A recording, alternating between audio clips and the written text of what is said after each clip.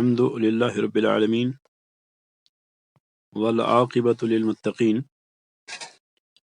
الصلاۃ والسلام علی اشرف المرسلین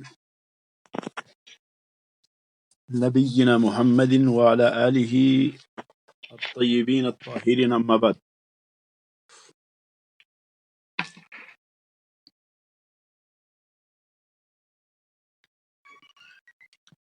قال اللہ تعالی ایاک نعبد و ایاک نستعین۔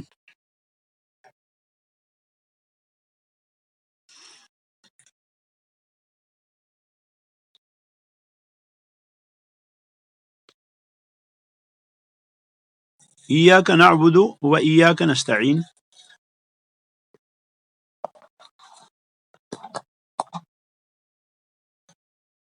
یہ دو کلمے ہیں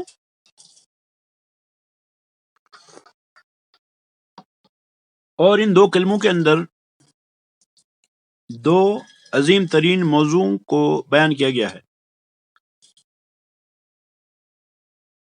دو کلمے ہیں، ایاک نعبد و ایاک نستعین۔ پہلا ایاک نعبد اور دوسرا ایاک نستعین۔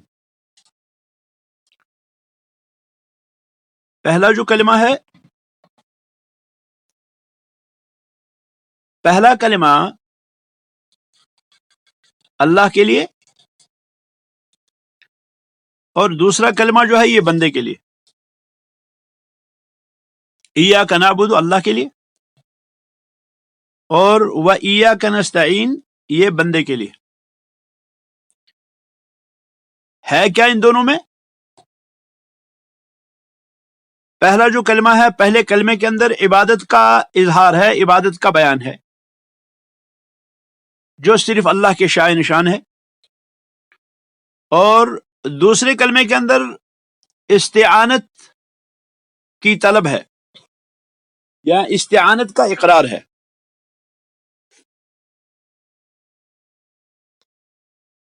یعنی استعانت مدد مانگنا، مدد طلب کرنا، اعانت طلب کرنا، یہ دوسرا کلمہ ہے۔ اس سے پہلے میں نے حدیث کہی تھی کہ نبی علیہ السلام نے فرمایا قسمت الصلاۃ بینی و بین عبدی، کہ میں نے نماز کو اپنے اور اپنے بندے کے درمیان تقسیم کر رکھا ہے، نصفہا لی و نصفہ لہو، اس نماز کا آدھا حصہ بندے کے لیے ہے اور آدھا میرے لیے۔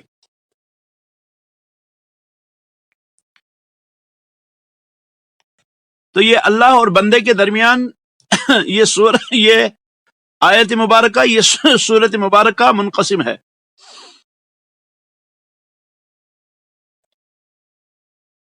تقسیم جس کو آپ کہیں گے فاصل، حد فاصل جو ہے وہ یہ آیت کریمہ ہے۔ سورہ فاتحہ پورے کا پورا اللہ اور بندے کے درمیان منقسم ہے، اور یہ آیت جو ہے یہ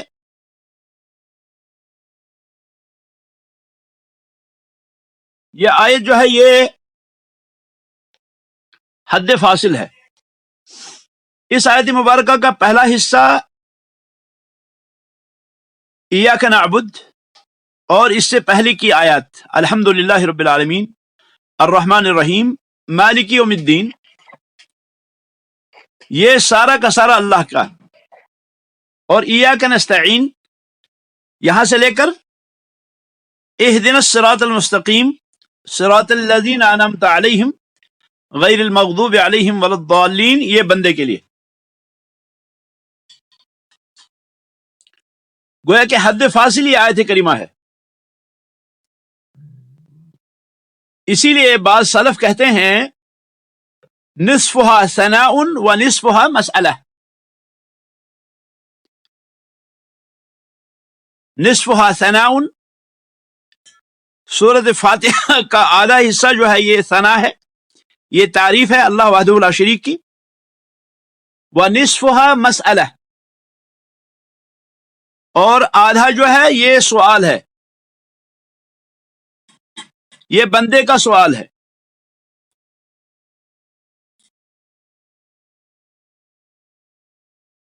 آدھا اس کا ثنا ہے اور آدھا اس کا مسئلہ ہے، سوال ہے.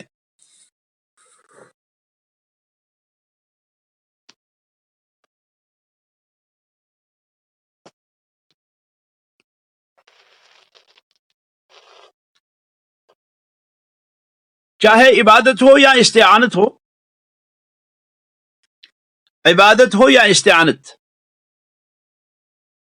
عبادت بھی اور استعانت بھی دونوں کی دونوں دعا ہے.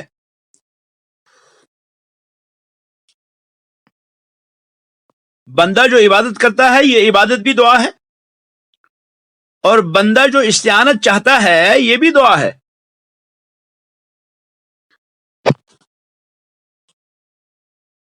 اللہ رب العالمین نے ہم پر اس بات کو فرض کیا کہ ہم اللہ رب العالمین کو ان دو کلموں سے سرگوشی کریں، ان دو کلموں سے دعا کریں ہر نماز کے اندر. کیونکہ نبی علیہ الصلوۃ والسلام نے فرمایا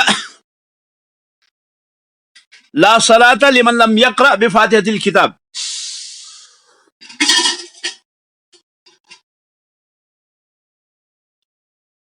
اس شخص کی نماز ہی نہیں جو سورہ فاتحہ نہیں پڑھتا. نبی علیہ الصلوۃ والسلام نے یہ جو فرمایا یہ نبی علیہ السلام نے اپنی خواہش سے نہیں فرمایا بلکہ یہ وحی ہے. کیونکہ اللہ فرماتے ہیں وما ينطق عن الهوى ان هو الا وحی یوحى. تو گو کہ رسول اکرم صلی اللہ علیہ وسلم کا کوئی فرمان یا نبی علیہ الصلوۃ والسلام کا کوئی فعل یا نبی علیہ الصلوۃ والسلام کی کوئی تقریر، کسی کی بات کو برقرار رکھنا یا کسی کی بات کو سننا اور اس پہ خاموش رہنا، یہ ساری کی ساری وحی ہیں. البتہ یہ وحی غیر مطلوع ہیں، یہ اللہ کا کلام ہے لیکن نقل کرنے والے رسول اکرم صلی اللہ علیہ وسلم ہیں. کیونکہ نبی علیہ الصلوۃ والسلام کو اجازت نہیں تھی کہ نبی علیہ الصلوۃ والسلام اپنے طرف سے کوئی بات کہیں. نبی علیہ الصلوۃ والسلام وہی کہتے تھے جو اللہ رب العالمین کہنے کے لیے فرماتے تھے، وہی کرتے تھے جو اللہ رب العالمین کرنے کے لیے کہتے تھے. تو ہم کہیں گے کہ اللہ رب العالمین نے ان دو کلموں کو ہر نماز میں ہم پہ فرض کیا ہے کہ ہر نماز میں ہم ان دو کلموں کو کہیں ایاک نعبد و ایاک نستعین، کیونکہ اس میں عبادت کا اظہار ہے اور اس میں استعانت کی طلب ہے. اس کا تقاضا یہ ہے کہ ہم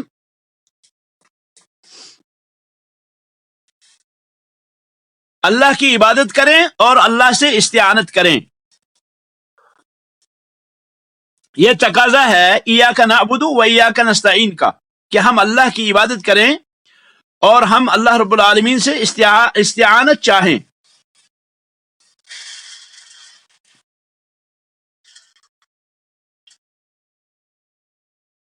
کیونکہ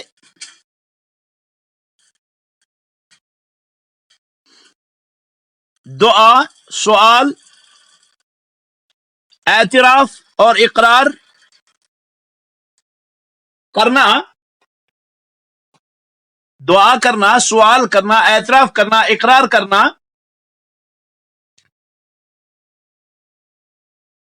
یہ واجب کرتا ہے اس کے معنی کو بھی. یعنی مانوی طور بھی یہ واجب ہو جاتا ہے. یہ صرف لفظ نہیں ہے بس کہ معنی کے بغیر ہو. یعنی ہم عبادت جو کریں، ہم استعانت جو چاہیں اللہ رب العالمین سے، یہ صرف لفظ نہیں ہے کہ ہم نے کہہ دیا ایاک نعبد و ایاک نستعین، بات ہو گئی، بلکہ یہ تب واقع ہوگا جب ہم اللہ رب العالمین کو عملی طور عبادت بھی کریں اور اللہ رب العالمین سے عملی طور استعانت بھی چاہیں.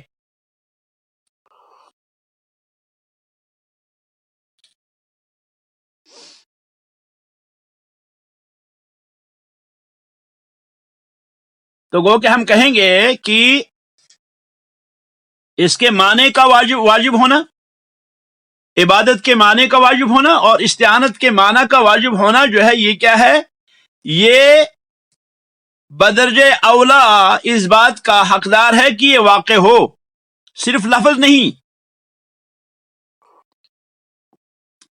یعنی اگر ہم یہ کہیں کہ ہم عبادت کرتے ہیں اللہ کی، ہم استعانت کرتے ہیں اللہ کی، اور پھر ہمارا عمل ہمارے کام جو ہیں وہ عبادت کے منافی ہوں، پھر ہماری جو استعانت ہے وہ استعانت کے منافی ہو، تو اس کا کوئی فائدہ نہیں، بلکہ یہ تب ہوگا جب ہم لفظ بھی اور معنی بھی پورا کریں گے۔ ہم زبان سے کہیں گے ہم آپ کی عبادت کرتے ہیں، اور پھر دل سے بھی ہم اللہ کی عبادت کا اقرار کرتے ہوں۔ ہم اللہ رب العالمین سے زبان سے کہتے ہیں ہم مدد مانگتے ہیں، لیکن پھر عملی طور ہم دل سے بھی استعانت کے طلبگار ہوں۔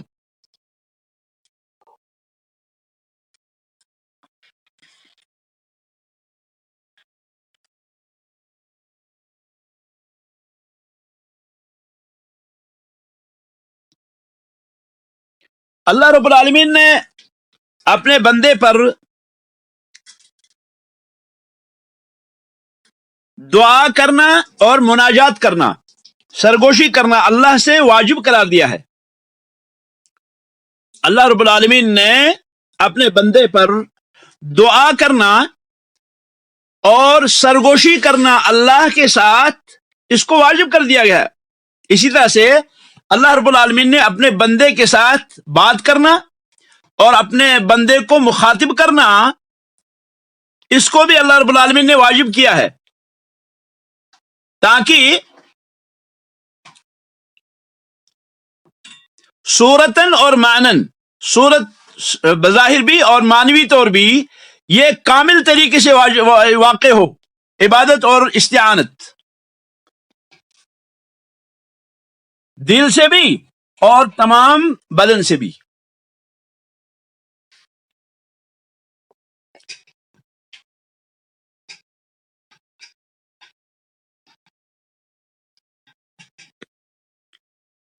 گویا کہ عبادت اور استعانت جو ہے، عبادت اور استعانت یہ صرف زبان سے نہیں بلکہ یہ دل سے بھی ہو، یہ بدن سے بھی ہو، یہ مطلوب ہے۔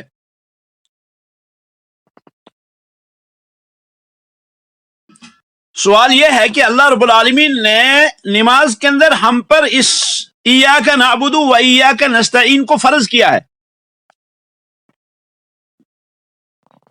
تو فرض ہم پہ کیا چیز کی اللہ نے؟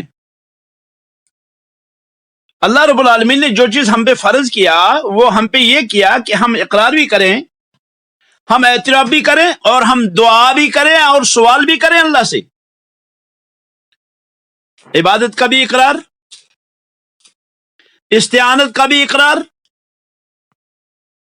عبادت کا بھی اعتراف، استعانت کا بھی اعتراف، عبادت کے ذریعے دعا، استعانت کے ذریعے دعا، عبادت کے ذریعے سوال اور استعانت کے ذریعے سوال۔ اگر ہم ایسا کرتے ہیں، یعنی ہم عبادت اور استعانت کو اقرار بھی کرتے ہیں، اعتراف بھی کرتے ہیں، دعا بھی کرتے ہیں اور سوال بھی کرتے ہیں، تو ہماری یہ عبادت ہوئی، ہماری یہ استعانت ہوئی۔ اس میں مخاطبت ہے، اس میں ہم اللہ سے کہتے ہیں ایاک نعبد۔ یہ صرف جنتر منتر نہیں ہے کہ ہم ایاک نعبد کہہ دیں بس بات ختم ہوئی، نہیں، ایسا نہیں ہے۔ یہ صرف جنتر منتر نہیں ہے کہ ہم کیا کہیں ایاک نستعین، بات ختم ہو گئی، نہیں، بلکہ پھر ہم عملی طور دل سے بھی اور بدن سے بھی ان دونوں عبادات کو انجام دیں، عبادت کو بھی انجام دیں اور استعانت کو بھی انجام دیں۔ یہ ہے مطلوب، اور یہ ہے معنی اس کا کہ اللہ فرماتے ہیں قسمت الصلاۃ بینی و بین عبدی نصفها لی و نصفها لہ، کہ میں نے نماز کو اپنے اور بندے کے درمیان تقسیم کر دیا ہے۔ یہ تب ہمیں پتہ چلے گا جب ہم لفظاً بھی اور معنن بھی، عملاً بھی اور اقراراً بھی ان باتوں کا اعتراف کریں، ورنہ ہمیں کیا پتا نماز میں ہم کیا کہہ رہے ہیں، ہمیں کیا معلوم؟ یہ تو جنتر منتر ہے، اس نماز کا کیا فائدہ؟ یہ نماز کس کام کی جس نماز کے اندر ہمیں یہ پتا نہ ہو کہ ہم کیا کہہ رہے ہیں اور کس سے کہہ رہے ہیں؟ اسی لیے یہاں پر جو لفظ ایاکا ہے، ایاکا، یہ عظیم درس ہے ہمارے لیے۔ ایاکا، ایاکا جو ہے یہ اللہ رب العالمین کے ما سوا سارے معبودان باطلہ سے برگشتگی کا اظہار ہے۔ اس میں ہم اللہ رب العالمین کے سامنے اس بات کا اعتراف کرتے ہیں کہ مولا تیرے بغیر کوئی عبادت کے قابل ہے ہی نہیں۔ اس میں گویا کہ ہم اللہ رب العالمین سے یہ اقرار کرتے ہیں اللہ کے سامنے کہ الہی تیرے سوا کوئی معبود برحق ہے ہی نہیں، معبود برحق بس تو ہی ہے، اس لیے ہم تیری ہی عبادت کرتے ہیں کیونکہ تو عبادت کا حقدار ہے، کیونکہ عبادت تیرا ہی حق ہے۔ جب عبادت تیرا حق ہے تو تیرے سوا یہ عبادت کسی اور کے لیے روا نہیں ہے، یہ عبادت کسی اور کی ہم نہیں کرتے۔ اور پھر جو ہے اعتراف عجز، اعتراف انکساری ہم ساتھ ساتھ کرتے ہیں۔ ہم کیا کہتے ہیں؟ وَإِيَّاكَ نَسْتَعِينُ، یہ جو عبادت تو نے ہم پہ فرض کی ہے، جس عبادت کے لیے تو نے ہمیں پیدا کیا ہے، جس عبادت کو آپ نے ہمارے لیے جو ہے کیا ہے ایک سکون روح بنایا ہے، ہمارے جو ہے روح کے لیے باعث سکون بنایا ہے، اس عبادت پر ہماری مدد فرما، کیونکہ عبادت بھی تیری ہی ہے اور مدد بھی تو ہی کر سکتا ہے، تیرے بغیر کسی اور کو یہ طاقت نہیں کہ وہ ہماری مدد کرے اس عبادت کے کرنے میں۔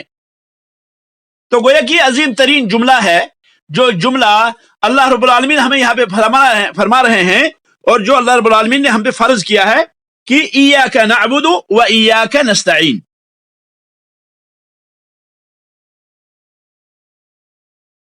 اللہ رب العالمین نے ان دونوں جملوں کو، عبادت اور استعانت کو، اللہ رب العالمین نے عبادت اور استعانت کو کئی جگہوں پر قرآن کریم کے اندر وجوبی طور جمع کیا ہے اور بعض دفعہ غیر وجوبی طور جمع کیا ہے۔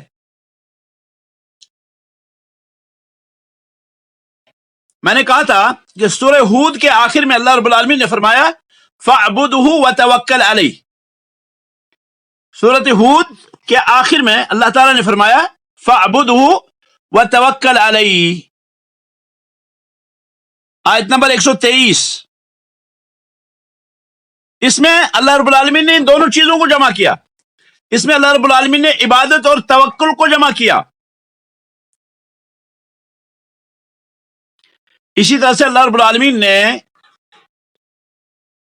شعیب علیہ السلام کا قول نقل کیا کہ شعیب علیہ السلام نے فرمایا وما توفیقی الا باللہ، وما توفیقی الا باللہ، کہ میری توفیق نہیں ہے مگر اللہ کے ذریعے۔ سورہ ہود آیت نمبر 88۔ وما توفیقی الا باللہ، فرمایا کہ میری توفیق نہیں ہے مگر اللہ کے ذریعے، جب اللہ توفیق دے تو مجھ کو توفیق ملے۔ علیہ توکلت، میں نے اللہ پر ہی توکل کیا، بھروسہ کیا۔ وَإِلَيْهِ أُنِيبُ، اور اسی کی طرف میں رجوع کرتا ہوں۔ یہاں پر اللہ رب العالمین نے شعیب علیہ السلام کی زبانی توکل اور انابت کو جمع کیا ہے، اور پھر توفیق کو شامل کیا ہے اس میں، کہ انہوں نے کہا کہ میری توفیق جو ہے وہ تبھی ہوگی جب اللہ دیں گے، اللہ اگر توفیق نہ دے تو میں کچھ نہیں کر سکتا۔ علیہ توکلت، اسی پر میں توکل کرتا ہوں، بھروسہ کرتا ہوں، اعتماد کرتا ہوں، اور اسی کی طرف میں رجوع کرتا ہوں۔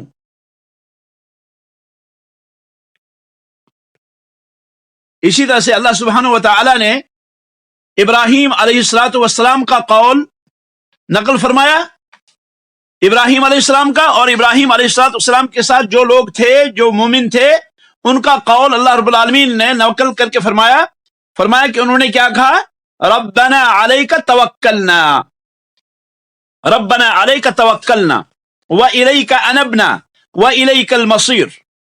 ربنا علیک توکلنا، اے ہمارے رب آپ پر ہی ہم نے بھروسہ کیا، وإلیک انبنا، اور آپ ہی کی طرف ہم نے رجوع کیا، وإلیک المصیر، اور آپ ہی کی طرف واپس جانا ہے۔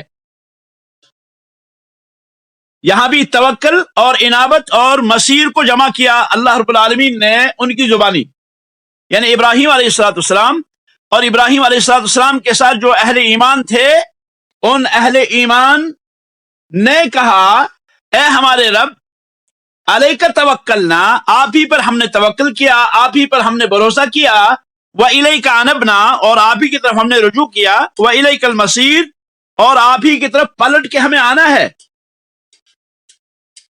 تو اللہ سبحانہ و تعالی اسی طرح سے اپنے رسول جناب محمد الرسول اللہ صلی اللہ علیہ وسلم کو حکم دے رہے ہیں کہ آپ یوں کہیں۔ اللہ تعالیٰ نے محمد الرسول اللہ صلی اللہ علیہ وسلم کو حکم دیا کہ آپ یوں کہیں، فرمایا كذلك ارسلنا في امة قد خلت من قبلها لتتلو عليهم الذي اوحينا اليك وهم يكفرون بالرحمن۔ سورت رعد آیت نمبر 30۔ یہ جو ابراہیم علیہ السلام کا واقعہ ہے یہ سورہ ممتحنہ آیت نمبر 4 میں ہے، اور یہ جو رسول اکرم صلی اللہ علیہ وسلم کو اللہ رب العالمین نے حکم دیا یہ سورہ رعد آیت نمبر 30۔ اس آیت میں کیا کہا اللہ نے؟ اس آیت میں فرماتے ہیں اللہ رب العالمین کذالک ارسلناک، اسی طرح ہم نے آپ کو مبعوث کیا، ہم نے آپ کو رسول بنایا، فی امت، ایسی امت کے اندر، قد خلت من قبلها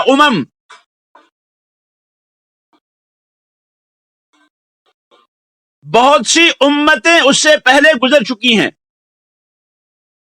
امت میں ہم نے بھیجا، ہم نے آپ کو ایک امت میں مبعوث فرمایا، اور اس سے پہلے بہت ساری امتیں گزر چکی ہیں۔ کیوں؟ لِتَتْلُوَ عَلَيْهِمُ الَّذِي أَوْحَيْنَا إِلَيْكَ، لِتَتْلُوَ عَلَيْهِمْ، تاکہ آپ تلاوت کریں ان پر، الَّذِي أَوْحَيْنَا إِلَيْكَ، وہ چیز جو ہم نے آپ کی طرف وحی کی، جو چیز ہم نے آپ کی طرف وحی کی آپ اس کو لوگوں پہ تلاوت کریں۔ وَهُمْ يَكْفُرُونَ بِالرَّحْمَنِ، حالانکہ وہ رحمان کے منکر ہیں، وہ رحمان کا انکار کرتے ہیں۔ اور اس کے بعد نبی علیہ السلام کو ہدایت دی، فرمایا قُلْ هُوَ رَبِّي، آپ فرما دیں کہ وہ میرا رب ہے، لا الہ الا ہو، نہیں ہے کوئی معبود برحق اس کے بغیر، علیہ توکلت، اسی پر میں نے بھروسہ کیا، وإلیہ متاب، اور اسی کی طرف ہمیں واپس جانا ہے۔ تو ان آیات مبارکہ کے اندر اللہ رب العالمین نے توکل اور عبادت کو جمع کیا، استعانت کو جمع کیا۔ اللہ رب العالمین نے نبی علیہ الصلوۃ والسلام کو حکم دیا، یہ جو آخری آیت میں نے پڑھی سورہ رعد کی آیت نمبر 30، اس میں اللہ رب العالمین نے محمد الرسول اللہ صلی اللہ علیہ وسلم کو حکم دیا کہ آپ کہیں کہ رحمان پہ میں توکل کرتا ہوں اور اسی کی طرف واپس جانا ہے۔ اسی طرح یہ حکم دیا جیسے کہ اللہ تعالیٰ نے فَاعْبُدْهُ وَتَوَكَّلْ عَلَيْهِ میں فرمایا، فَاعْبُدْهُ وَتَوَكَّلْ عَلَيْهِ، فَاعْبُدْهُ وَتَوَكَّلْ عَلَيْهِ میں جیسے فرمایا اسی طرح سے یہاں پہ بھی فرمایا۔ اور یہ جو رسول اکرم صلی اللہ علیہ وسلم کو حکم دیا اللہ رب العالمین نے، یہ آپ ہی کے لیے نہیں ہے بلکہ یہ آپ کی امت کے لیے بھی ہے۔ اور اسی کا حکم اللہ رب العالمین نے ام القرآن سورہ فاتحہ میں دیا، اور سورہ فاتحہ کے علاوہ دیگر آیات میں بھی اللہ رب العالمین نے اسی کا حکم دیا، یعنی عبادت اور استعانت کو جمع کرنے کا۔ کیوں؟ تاکہ یہ ان کا جو فعل ہے، یہ جو عبادت اور استعانت ہے، یہ جو عبادت اور توکل ہے، یہ کیا ہو؟ یہ اللہ کی اطاعت ہو، یہ اللہ رب العالمین کے حکم کو اپنانا ہو، اور اللہ اور اس کے رسول سے آگے نہ جائیں لوگ. گویا کہ اللہ رب العالمین عبادت کا بھی اور استعانت کا بھی، اور کبھی عبادت اور توکل کا حکم دیتا ہے اللہ رب العالمین، تاکہ لوگ کیا کریں، وہ اللہ اور اس کے رسول سے آگے نہ جائیں. اللہ جس چیز کا حکم دیتا ہے وہی کریں، جس چیز سے اللہ رب العالمین روکتا ہے اس چیز سے رک جائیں. اسی لیے ہم دیکھتے ہیں کہ نبی علیہ الصلوۃ والسلام اور اسی طرح سے اس امت کے مخلصین جو دعائیں مانگا کرتے تھے، اور اسی طرح سے جو عادت ان کی تھی انبیاء علیہ الصلوۃ والسلام کی، وہ اللہ رب العالمین کے حکم سے تھی. یعنی جو کچھ نبی علیہ الصلوۃ والسلام نے کیا، اور پھر نبی علیہ الصلوۃ والسلام کے بعد نبی علیہ الصلوۃ والسلام کے تابع داروں نے، نبی علیہ الصلوۃ والسلام کو ماننے والوں نے اس امت میں سے جو دعائیں کی، یہ ساری کی ساری اللہ رب العالمین کے حکم سے تھی، برخلاف ان لوگوں کے کہ جن کو حکم نہیں دیا گیا، بھلے وہ اچھی ہوں یا وہ قابل التفات ہوں. تو مخلصین جو تھے وہ وہی دعائیں کرتے تھے جو دعائیں رسول اکرم صلی اللہ علیہ وسلم نے اللہ سے کی.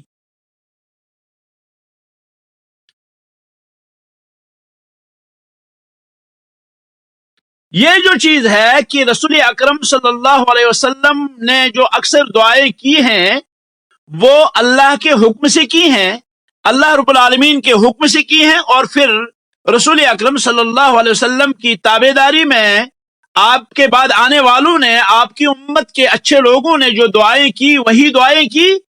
یہ کیا ہے؟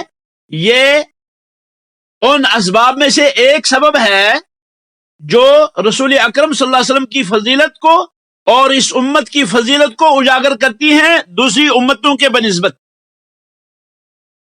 اور اس میں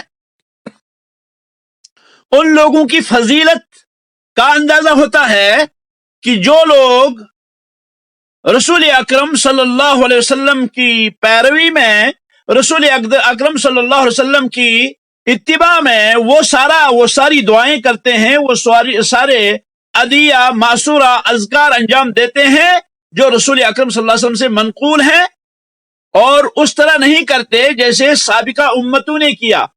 انہوں نے کیا کیا؟ انہوں نے اپنے پیغمبروں کی باتوں کو ناقابل التفات سمجھا. انہوں نے یحرفون الکلم عن مواضعہ، انہوں نے نبیوں کی تعلیمات کو بدل دیا، انہوں نے نبیوں کے انداز کو بدل دیا. لیکن قابل مبارک ہیں وہ لوگ جو رسول اکرم صلی اللہ علیہ وسلم کی اقتداء کرتے ہیں اور رسول اکرم صلی اللہ علیہ وسلم کے نقش قدم پر جاری و ساری ہیں.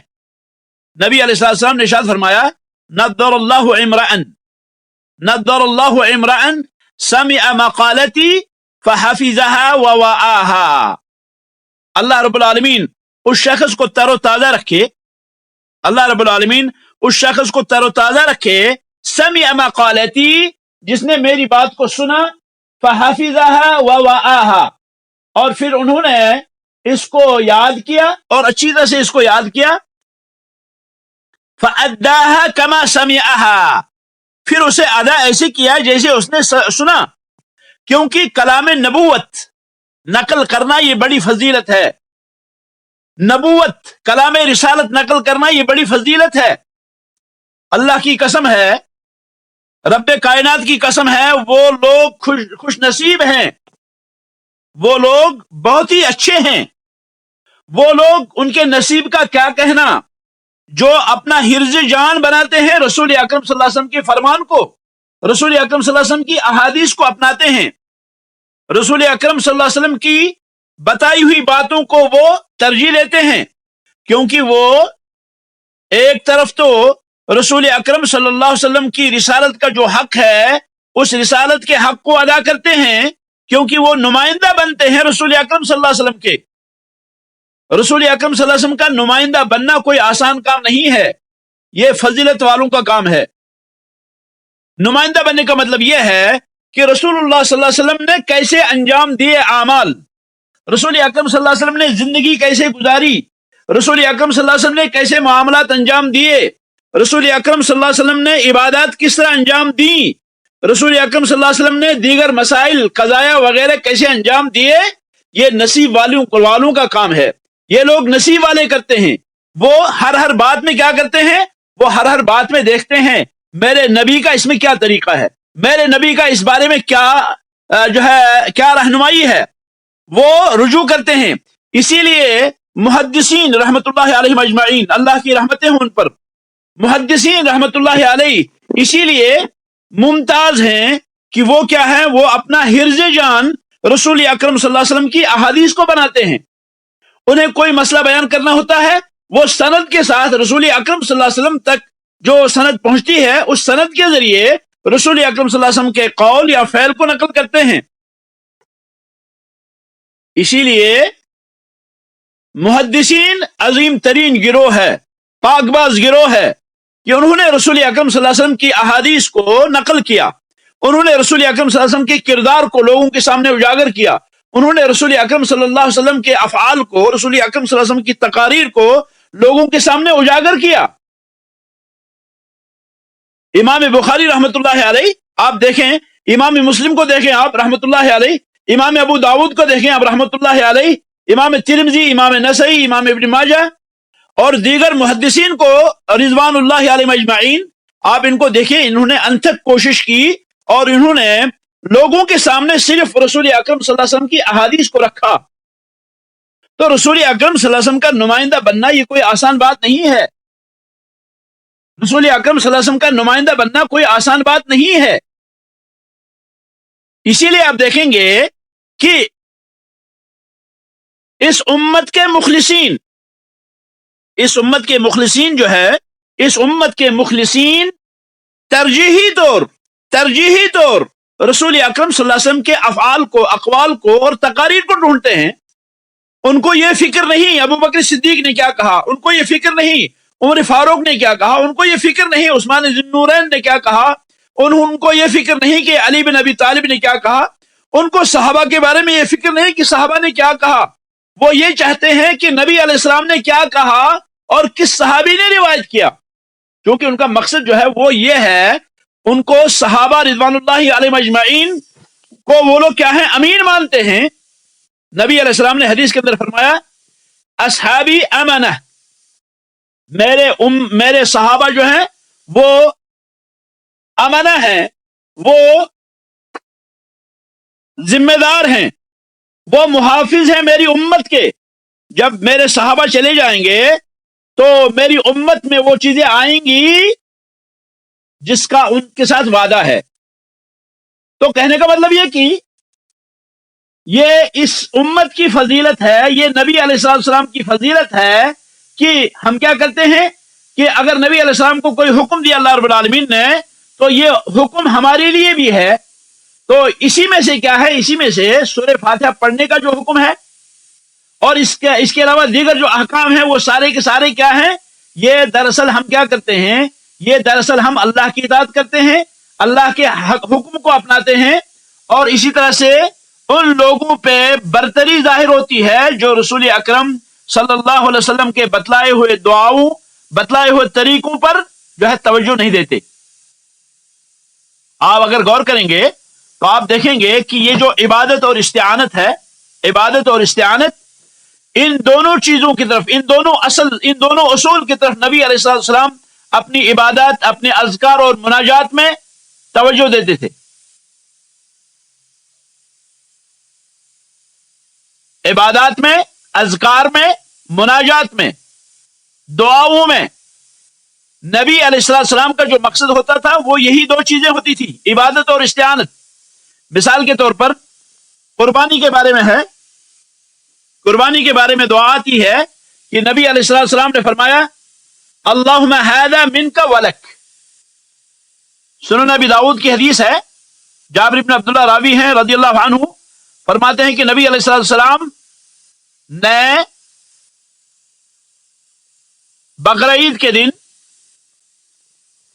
ایک مینڈھا ذبح کیا، 2 مینڈھے ذبح کیے، اور اس وقت جو دعا آپ نے کی اس میں کیا دعا ہے، اس میں ہے اللہم منک ولک، اللہم منک ولک عن محمد و امتی. حدیث نمبر 1263 سنن ابی داؤد. اس میں جو نبی علیہ السلام نے دعا کی اللہم ھذا منک ولک، اے اللہ یہ آپ ہی کی طرف سے ہے اور یہ آپ ہی کے لیے ہے. نبی علیہ السلام کا یہ من کا فرمانا جو ہے یہ کیا ہے؟ یہ توکل اور استعانہ کا معنی ہے. اس میں توکل اور استعانہ کا معنی پایا جاتا ہے. من کا تیری ہی استعانت سے، تجھی پہ توکل کر کے میں یہ ایسا کر رہا ہوں. اور یہ جو لکا ہے، لکا یہ عبادت کا معنی ہے، یعنی جو میں ذبح کر رہا ہوں یہ میں تیرے لیے ذبح کر رہا ہوں. گویا کہ لکا اللہم ھذا منک، اس جملے کے اندر توکل اور استعانہ کا معنی پایا جاتا ہے. ولکا اور لکا میں عبادت کا معنی پایا جاتا ہے. اسی طرح سے دوسری حدیث ہے، رسول اکرم صلی اللہ علیہ وسلم قیام اللیل میں کہا کرتے تھے، قیام اللیل میں جناب محمد الرسول اللہ صلی اللہ علیہ وسلم کہا کرتے تھے لک اسلمت وبک آمنت وعلیک توکلت والیک انبت وبک خاصمت والیک حاکمت اعوذ بعزتک لا الہ الا انت ان تذلنی انت الحی الذی لا تموت والجن والانس یموتون. یہ حدیث ایک لمبی حدیث کا ایک حصہ ہے جسے امام مسلم رحمۃ اللہ علیہ نے کتاب صلاۃ المسافرین و قصرها میں ذکر کیا ہے. باب الدعاء فی صلاۃ اللیل و قیامہ. مالک ابن انس اور وہ ابو الزبیر سے اور اسی طرح سے طاؤس ابن عباس سے روایت کرتے ہیں کہ رسول اکرم صلی اللہ علیہ وسلم جب رات کو قیام فرماتے تو آپ یہ دعا پڑھتے تھے. تو اللہم لک الحمد انت نور السماوات والارض ولک الحمد انت قیام السماوات والارض ولک الحمد انت رب السماوات والارض ومن فیہن انت الحق ووعدک الحق وقولک الحق ولقاؤک حق والجنت حق والنار حق والساعۃ حق. اور پھر انہوں نے اس پوری دعا کا ذکر کیا ہے کتاب الدعوات میں. امام ترمذی نے اس حدیث کو روایت کیا ہے، حدیث نمبر 3418. اور اسی طرح سے دیگر کئی محدثین نے اس حدیث کو روایت کیا ہے. چونکہ ہمارا وقت انتہا کو پہنچنے والا ہے اور اس حدیث کو، اس دعا کو کل پہ چھوڑتے ہیں انشاءاللہ، اور پھر کوشش کریں گے کہ ہم ذکر کریں کہ اس میں عبادت اور استعانت کا معنی کیسے پایا جاتا ہے. تو گو کہ عبادت کی روح، استعانت کی روح یہ مطلوب ہے.